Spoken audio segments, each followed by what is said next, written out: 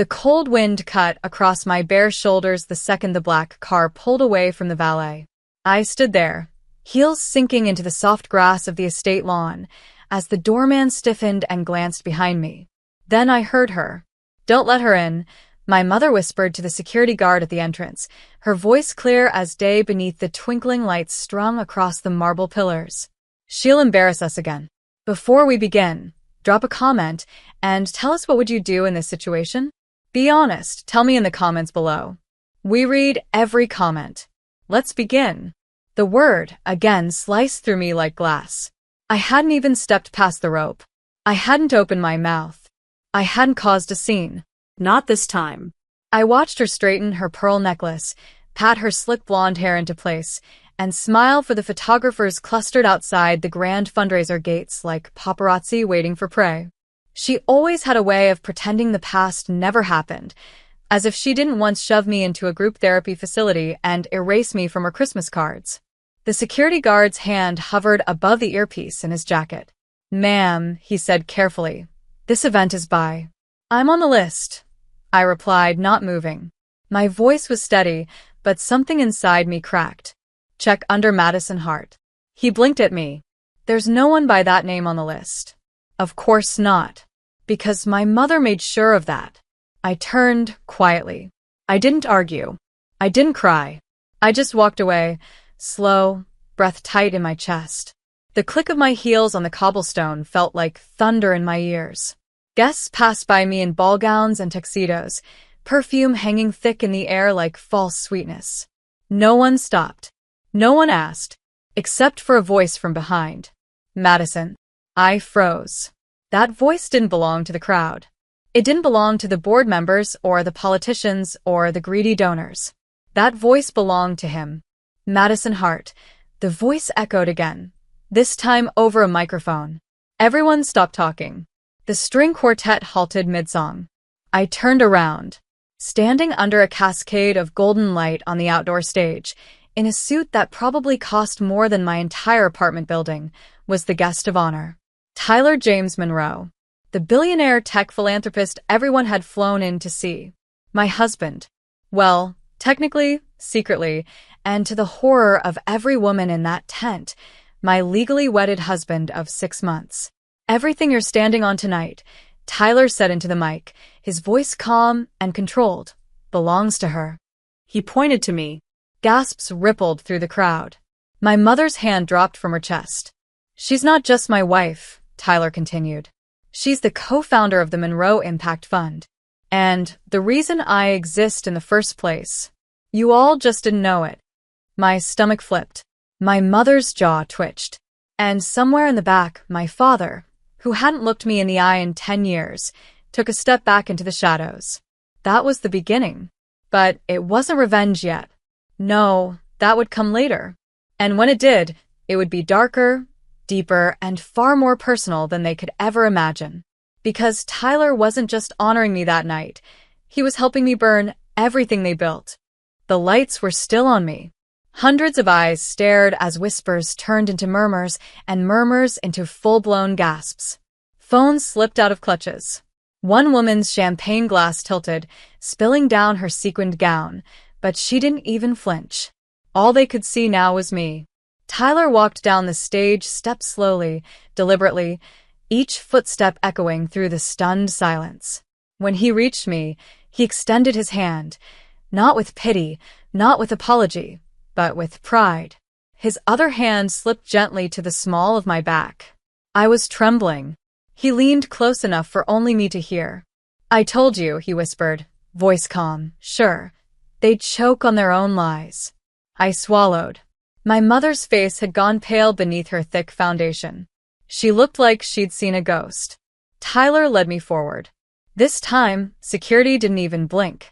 The rope was pulled aside, and the daughter they disowned, disrespected, and buried in shame, walked straight into the heart of the empire they thought they ruled. The moment my heels hit the marble inside, I remembered the last time I'd stood here. I was 16, crying in a red satin dress, hiding in the coat room after my mother whispered to a waiter, "If she starts crying again, remove her." That night, they blamed me for ruining the fundraiser. This night, I would own it. Tyler walked me up to the stage again and took the mic one more time. For those of you who were too distracted by gossip columns to notice, he said, eyes locked on my mother and father seated stiffly near the front. This woman built the roots of what became the Monroe Impact Fund. I just had the money. She had the vision. She had the guts. Someone began to clap. Then another. And another. But not them. No. My parents sat frozen, lips pursed, eyes full of panic. Because this wasn't just a social scandal now. This was loss. Loss of control. Loss of image. Loss of power. And they had no idea how deep my plan really went. Earlier, 6 months ago, Tyler and I weren't supposed to be more than a pitch meeting. He was the investor. I was the broken girl with an impossible idea, a fund that would funnel tech profits into mental health services for low-income families. Families like mine. Girls like me, discarded by parents desperate to uphold appearances. He saw something in me that no one else did. Not pity. Not potential. Fire. We worked late. Ate takeout. Built a vision. And then, somewhere between boardrooms and back seats of town cars, we fell into something else. Not love. Not at first. Just understanding. The first time he kissed me, he said, "You don't need to prove anything. But if you're going to make them regret it, I want in." I didn't marry him for revenge. But when we did it, quietly, in a cabin in Vermont, with no guests and no press, I knew deep down this wasn't just about love. It was about reclaiming every part of myself they made me bury. Present. Fundraiser night. After the speech, people swarmed me. Suddenly, I was the most important woman in the room. The whispers turned to awe. Madison Hart Monroe? You're her? I had no idea. She was the one? I thought she was... Wasn't there a scandal years ago? My mother didn't speak to me. Not yet. But I saw her watching. Eyes hard. Fake smile trembling.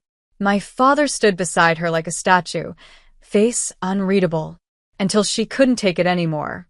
She grabbed a glass of wine from a passing tray, marched to my side, and hissed through gritted teeth. "You think this changes anything?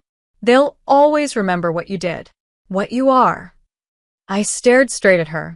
"What I am," I said, lifting my chin, "is everything you tried to erase. And what they'll remember, starting tonight, is that I came back better than you ever dreamed possible." Her lips trembled. Before she could reply, Tyler returned with a silent nod. My cue. I took the stage again. But not with a speech. With an announcement. Because I hadn't just walked in that night for a dramatic moment. I walked in to take control. Starting tomorrow, I said, the Monroe Impact Fund will begin divesting from every legacy partner who participated in the silencing of vulnerable youth, especially those from wealthy families who treated mental health like a stain instead of a crisis. You could hear the air being sucked out of the room. And then I added, and the first cut is the Heart Foundation. My mother's knees buckled. My father reached for her arm. And for the first time in my life, I smiled. They followed us out to the garden. Not because they wanted to, because they had to. The press was already stirring, and a scandal like this couldn't be buried with a check this time. My mother's heels tapped furiously across the stone as she stormed after us, lips pressed so tight they were almost white. My father, silent as ever, trailed a step behind her like a ghost haunting his own life. "Madison," my mother snapped, grabbing my wrist just as I reached the shadow of the arched trellis, where string lights flickered in the wind. "You don't understand what you've done." I turned to her slowly. No. "You don't understand what you did." Tyler stood just behind me, hands in his pockets, calm, unreadable. He wouldn't speak unless I wanted him to. He knew this wasn't just a confrontation. It was a reckoning. "You humiliated me," she hissed, voice low and frantic. "In front of every donor, every partner, every person I've worked decades to impress." "You mean lie to?" I asked, tilting my head. "You mean the people you convinced that I was too unstable to be in public? That I belonged in silence?" "That's not fair," she started. "No." I cut her off. What wasn't fair was when I begged you for help at 17, and you told me to pull myself together before I ruined the Christmas party. A pause. The lights above flickered. My father finally stepped forward. Maddie, sweetheart, this isn't the place. Don't call me that, I whispered. You don't get to do that anymore. The silence that followed was so heavy it felt like a fourth person in the garden. They looked different in this light, my parents. Smaller, fragile. And for a flicker of a second, I saw something close to fear pass between them. But I wasn't done. 3 years ago, the embarrassment. I had tried to hide the anxiety, the panic attacks, the nights I couldn't sleep, the mornings I couldn't get out of bed. I was doing everything right. Ivy League school, internships, smiling for gala photos. Until I couldn't anymore. The night of the Heart Foundation's winter ball, I had a breakdown in the marble bathroom stall, my hand over my mouth to muffle the sobs. When I stumbled out, makeup smeared, breath ragged, my mother was there. Her exact words? If you're going to break down, at least do it in private. We're hosting the mayor's wife tonight. The next morning, they had me institutionalized. Not in a place of care, but in a discreet, expensive facility 2 states away. They told the press I was traveling in Europe. They told me nothing. No visits. No letters. No explanation. Just removed. Like a stain. Present. Back in the garden. I stared into my mother's eyes, letting the memory wash through me, not to break, but to own it. You abandoned me, I said, voice shaking now, but not weak. And now, you're upset I walked away before you could do it again? My mother opened her mouth. No sound came out. And then Tyler stepped in, not with anger, with precision. I gave her power because I trusted her more than anyone in that room, he said quietly. Including you. My father's eyes flicked between us. What do you want? He finally asked. Is this just revenge? You want us ruined? No, I said. I want to make sure no other daughter ends up where I did, choking back tears in a marble stall while her mother whispers about the shame of her existence. And then I added, softer this time, and I want you to feel what it's like to be unwelcome somewhere you helped build. That night, we didn't stay long after. The whispers kept growing. The news was already picking it up. Monroe's wife revealed scandal ties to Hart family. But I didn't care. In the car, Tyler took my hand. You okay? He asked, his voice the only sound that felt real after hours of flashbulbs and fake smiles. No, I said honestly. But I will be. He nodded, pressing a kiss to my hand. There's still more to come. You sure you want to go through with it? I looked out the window as the city blurred past. I've waited my whole life for them to see me. Now they will. On my terms. 2 weeks later, the headlines hadn't died down. In fact, they were multiplying. Heart Foundation caught in family mental health scandal. Daughter speaks out. Monroe Fund pulls $40 million from Hart partners overnight.